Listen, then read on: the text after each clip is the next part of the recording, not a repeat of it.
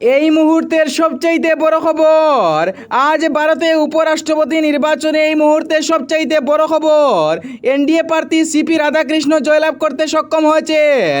BJP প্রার্থী অর্থাৎ NDA প্রার্থী সিপি রাধাকৃষ্ণ তিনি 352টি ভোট পেয়েছেন এবং বিপক্ষ অর্থাৎ অন্যজন প্রার্থী কংগ্রেস প্রার্থী তিনি ভোট পেয়েছেন 300টি এবং 15টি ভোট বাতিল হয়ে গিয়েছে।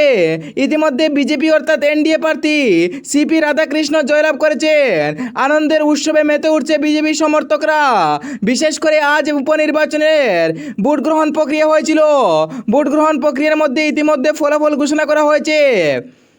সকাল 6টা থেকে বিকেল 5টা পর্যন্ত নির্বাচনের ভোট গ্রহণ হয়েছে এবং 6টা থেকে 7:30 পর্যন্ত নির্বাচনের ভোট গণনা চলছিল। ইতিমধ্যে রেজাল্ট এসেছে। ফলাফলে বিজেপি প্রার্থী অর্থাৎ এনডিএ প্রার্থী 552টি ভোট পেয়ে এনডিএ প্রার্থী উপরাষ্ট্রপতি জয়লাভ করেন। ইতিমধ্যে বিজেপি সমর্থকরা আন্দোলনে আনন্দে উৎসবে মেতে উঠছেন।